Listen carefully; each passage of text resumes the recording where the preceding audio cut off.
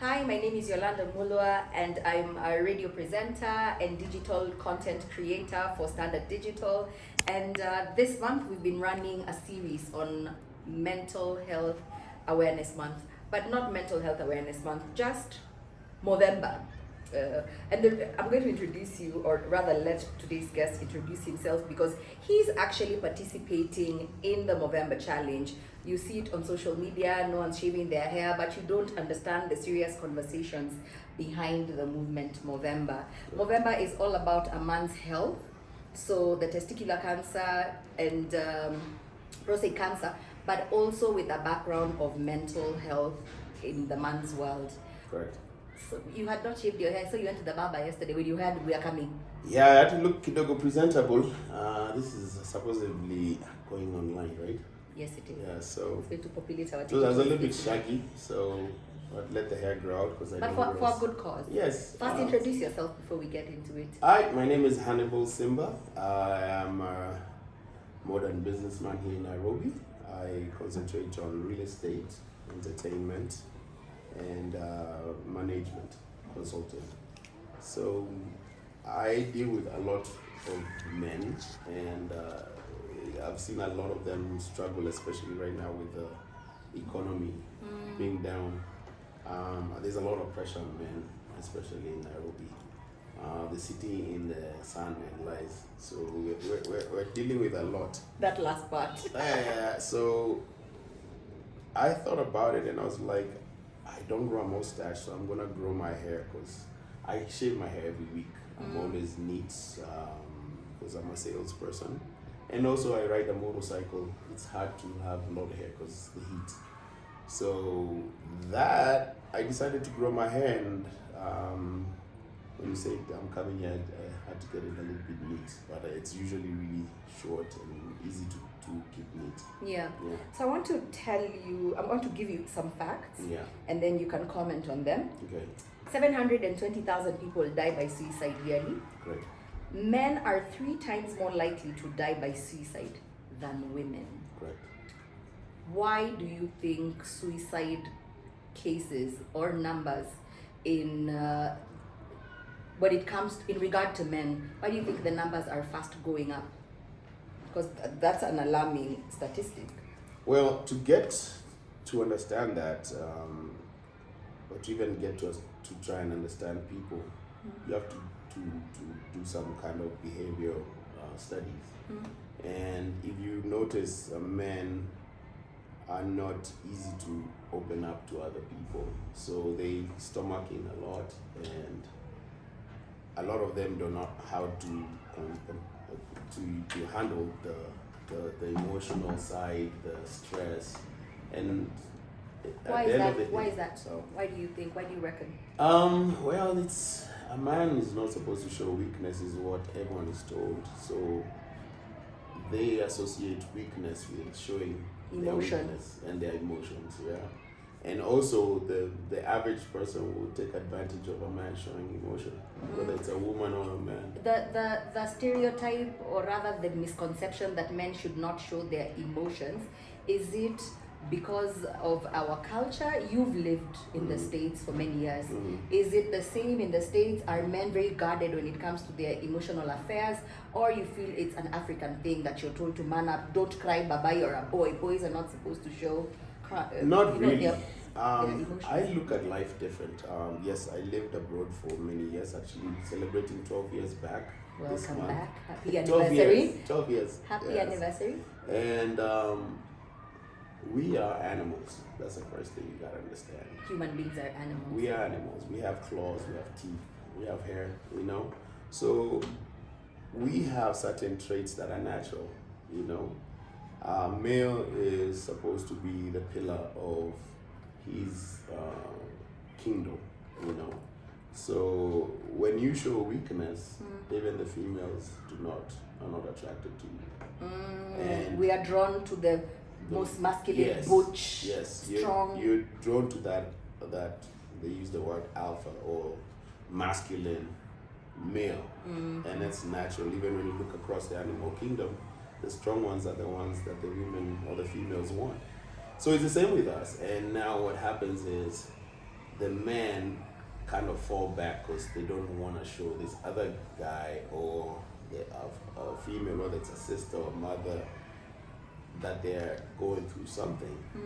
But I don't think it's a traditional thing, it's a mindset. So if you start showing your young ones that how they can express themselves, young boys, and we're really focusing on the boy child, and that's why I really wanted to do this, because we have a lot of young guys, especially watching this, the youth. We want them, a lot of them did not even grow up with male figures in the house, so they don't know how to express themselves. They've seen how the ladies do it. They probably have sisters and their moms, and a bunch of brothers. So we have a lot to do to heal our nation. And one of the things is getting guys to talk, getting guys to open up, let them go through the emotions, you know, but also teach them on how to be prepared.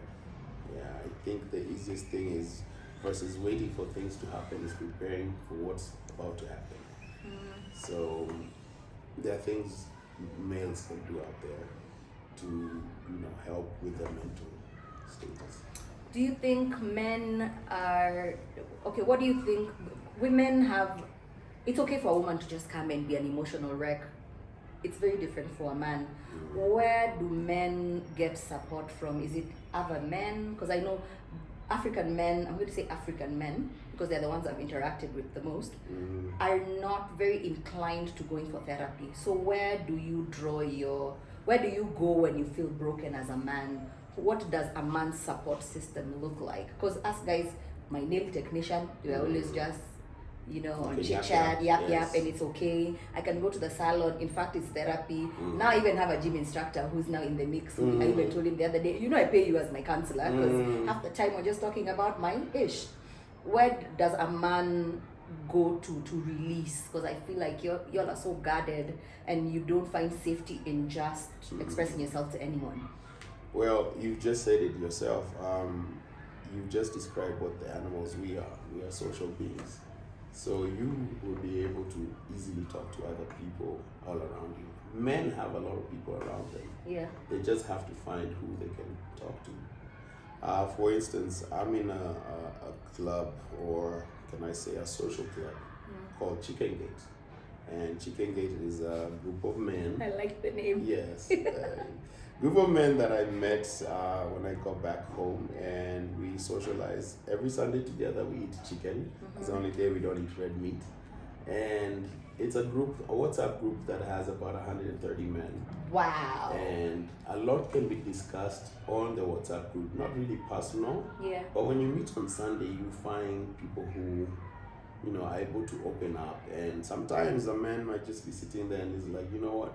My troubles are this small. I thought as in comparison to, because you're socializing. So socializing is the main thing that keeps us healthy. But like, who are you telling like that deep stuff? You see, that I'm not in a mental. If you're already meeting every Sunday with time, especially you're meeting and eating, people will find friendships. And friendships like small little break off little cliques and that will always happen. And it's our age groups. I think the youngest is about 42, the oldest is about 70. So you'll hear people's stories, people will talk, and it helps men understand how to compartmentalize the problems, their thoughts, and everything. Yeah. Because you hear from somebody who's older than you, he's been where you at, and he'll show you what to do.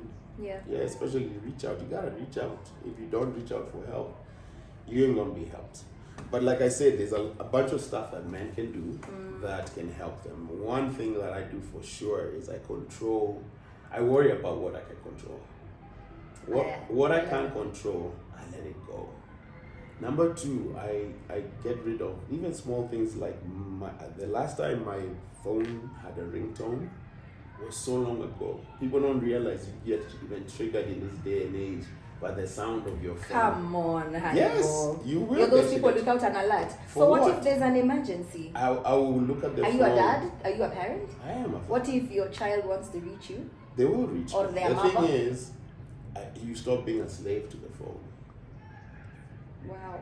Yeah, because the phone. That's like next level woke. I'm like, I mean, with no ring. We are the last. You're like special. I'm the human. last of the Gen Gen X, you know. We grew up, our phone used to be tied like ambuzi in the corner of the house, and we lived.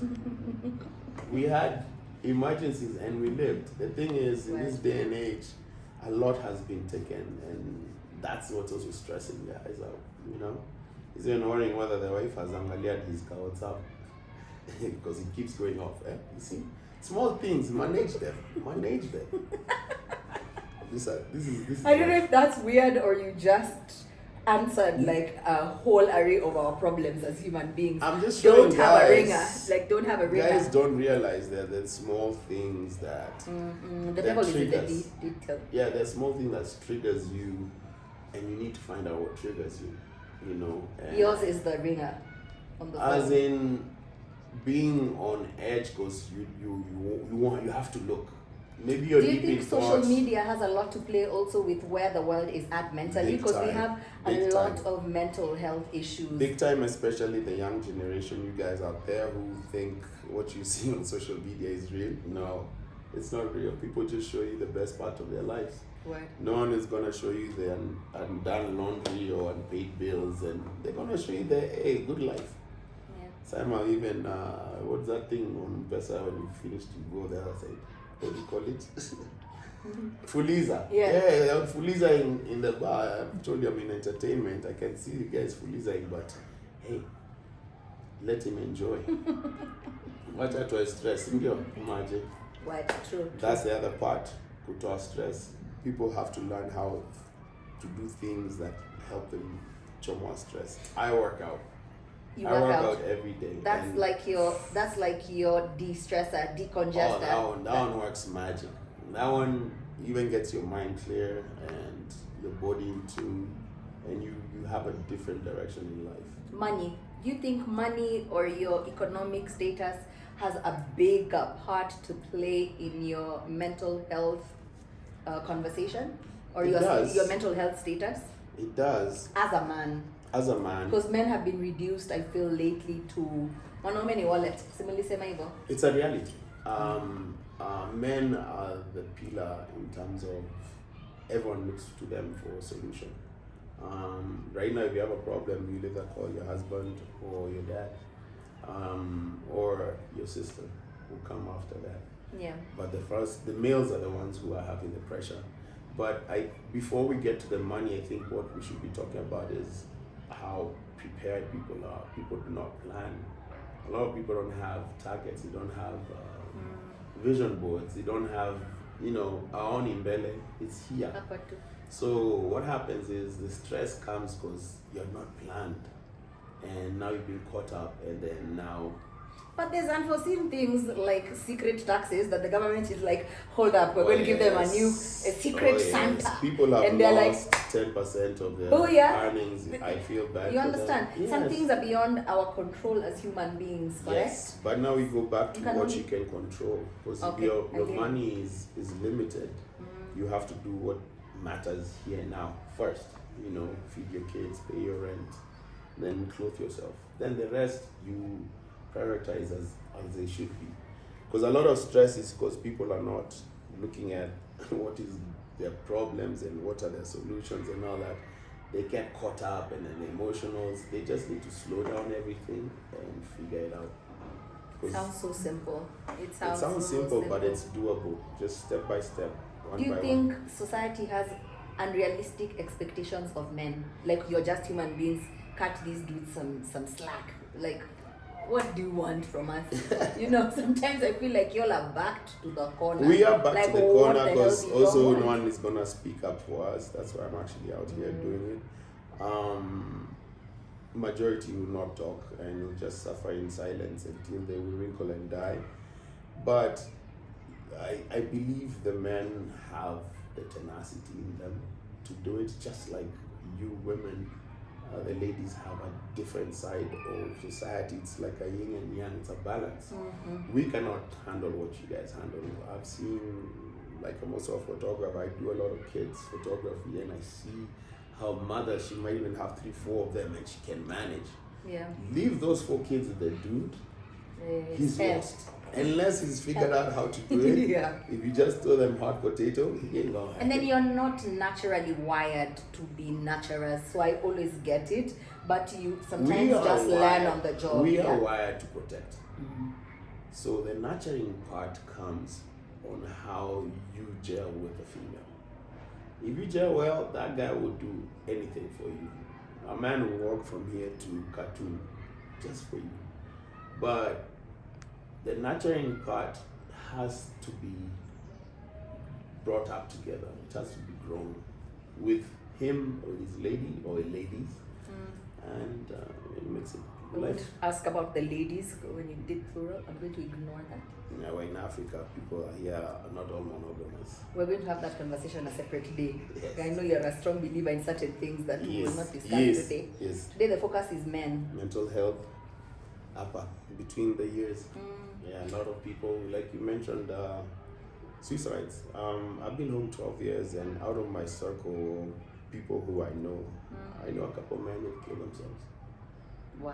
Yeah. Wow. Yeah. Because they didn't imagine in their heads there was anywhere they could turn to. You mentioned something about therapy. Therapy, people here don't think therapy works. It's a Muzungu problem. What do you mean? So what is therapy? Yeah, you're going to which test, which blood test, how was it? Therapy is not, like you mentioned earlier, therapy is a mini. The saloon person, the guy for Kiaki, is like, hey, mbona unakaa hivi leo? You tapika on him, your problems, you chomoka their feeling a little bit better. It's the same with the therapy, it's just that the J is different. And you're paying for it. Yes, and you keep moving. But and then let me ask you, because when I was doing research for this conversation, and I don't know, I just thought about the question when I saw you. Many guys told me they feel safer speaking to their boys and not their woman. And these are men in different relationship settings. Some are married, some are in situationships, some are just Wi-Fi connected, pair with any device, whatever. But why is that so? Why would you have this woman, you're married, it's legal, this is your everything, but you can't go to her with certain things, but you'd rather go to your boy? That's not emotional infidelity? Well, I don't think it's the infidelity part. You guys are emotional, we are egotistic. So there are certain things that you'll be able to easily tell a dude than even your wife. First of all, you guys are you're like the internet, you don't forget. So that thing will be held against you at some point, you know?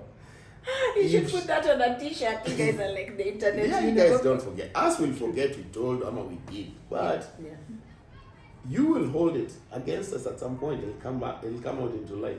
So the thing is, we prefer some things because your boy there's no judgment. He's not looking at you like that. For you also as a man, sometimes when you're telling the woman like that, it depends on how you guys you're a boys, but some feel like they're being weak, you know, they're showing their weakness, and she might look at me different.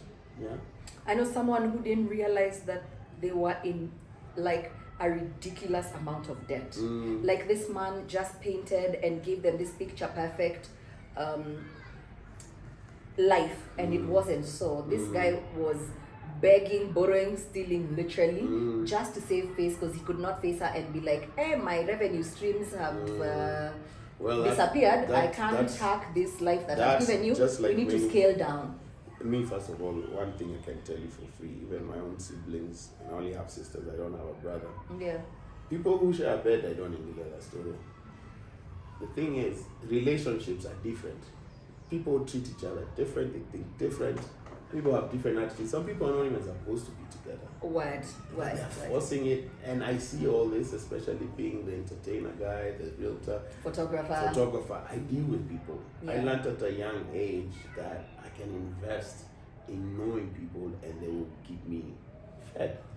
They say in English, your network is your net worth. In French, there's French I speak. They say I don't need or you don't.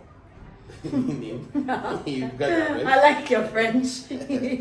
I don't like people. So when you study, I studied people. Like there's a point I used to sell cars abroad, and the dealership invested a lot in how we thought, and because it was a high volume dealership, and they needed us to be optimal, like A1, like you prepare to sell. Yeah. And one thing we learned is you have to understand people. You have to understand people's even energies, their thoughts, the body language, read all that. So for individuals, families, it's just how people are. You have to learn how to be compromising to each other, how to understand each other. For it to work, that's it. Why would this guy lie though and not tell his woman he doesn't have the societal pressures? He's probably a guy who, if his car gets spoiled, he cannot use a matatu. Imagine what watasema. Yeah. But are these expectations, are these things that we've done to you men, or are these things that you've done to yourselves? People have done this to themselves. Let me tell you, every day everybody lives in between the areas. That's the first world. Before you get out here is where you have to live. Yeah. So if you prioritize such things, you lose out, because if you go down, then what happens?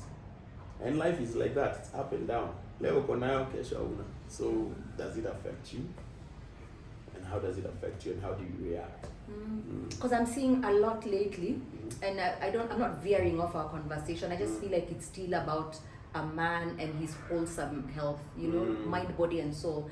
I'm seeing so many young people who are being caught up in illegal means of making cash, because you guys have, many men are in some weird competition with each other.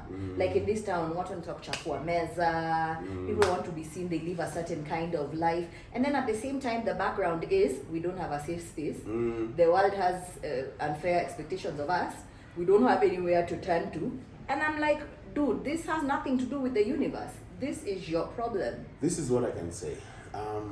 I've lived in two worlds. The first world, which by 2007 I was already online, and I decided to dedicate my life to this thing that's consuming a lot of time, and I can see it's happening across. Once you realize that people are watching you, I remember before I got online, we used to make flyers, hard flyers. Yeah. And then I'd have to zunguka out everywhere across the Tri-City. I was in the DMV, DC, Maryland, Virginia. I go to even churches where I know some guys who go for an event that's coming up. So when technology came and changed, I could just put something. People started watching people. And now you're actually watching people up close. So when you see people actually living such a big life, everyone wants that. When I came back, I realized a lot of younger guys have money. When I left, most of us who left in the 90s, it was because times were tough, times were more, it was hard. So there were babas around who had the Range Rovers, the other guys are struggling. But when I came back, the time of Kibaki, there was a shift. There was a shift, and everyone is making money. There's technology, so the young guys are making money. So I believe what people are seeing is they're watching a lot of people, and like we said earlier, everyone just shows the good part. So I'll show you in my Mercedes that you don't know I've rented. What? Yeah. I'll show you in an apartment like this that I've rented. You don't know. But to that guy's head, he's like, I want that. So when now you have technology, the Yahoo boys, things have changed, it'll catch these young guys because we're not giving them jobs. I mean, guys are sitting at home and they're smart. They're thinking. Scheming, scamming. Yeah, but also the guys out there are looking for people who are thinking like that. He'll be drawn in. So we need to create jobs for these guys. We need to change the course of this country so that we can actually help the next generation. Because there's a generation that I see that is stuck and lost. Right now, the education system is being rebuilt. Where do you think that's going to happen? Where? The trickle effect. So we need a lot of change, and change is going to come. It's going to come. Yeah, but it's not real time, you understand? So sometimes the effects are too... It starts with you. Everything's changed. On a personal level. Change starts with you. Before we change out there, everyone has to change. Then we move forward. I love what you said about the real world comes second. Everything starts in between you. When you wake up in the morning, you have just come from your dreams. That's the first thing you remember if you're dreaming. After insomnia, and you move on. When you wake up, before you even talk to anyone, you're going through your What's your plans? The plans. Most of the times, I think the first thing people are touching nowadays is their phone. Umeamka umeingia kwa simu, you're in your own thoughts. Before you step out in the world, this is where the first world you're in. So, go figure. We do better. Do better yourself. We can improve everything. Wow, I feel like you. Wow, this was a powerful conversation. What do you live for, Hannibal? In the context of? Just in general. What's my life? Yes. What do you live for? What's your higher purpose? Well, like they say, in your 20s and early 30s, you learn. Yeah. In the mid, you earn. And then in the latest, you return. So I'm in that point of earning and returning. So it's a drive. What drives me is just to see that there will be change in the future by things that I can do now. They say the one who plants a seedling today is thinking about the shade of the person who will enjoy it 20, 30 years from now. So right now is when we need to be working for them and our future. My kids, the kids, the kids' kids. It starts now. Yeah. Your parting shot, your advice to a younger man, your younger self, what would be your close-up? We call it that with Avin, that producer. Oh, like a parting shot? Yes, yes. Well, mine would be very simple. This life is yours to live. Like we said, you're living in between your years. Feed yourself with a lot of positivity. Be a risk taker, because the risk taking is the best. You get to learn the best, because you're gonna learn. And life, like I said, is learning. Then you earn, then you return. So that's about it.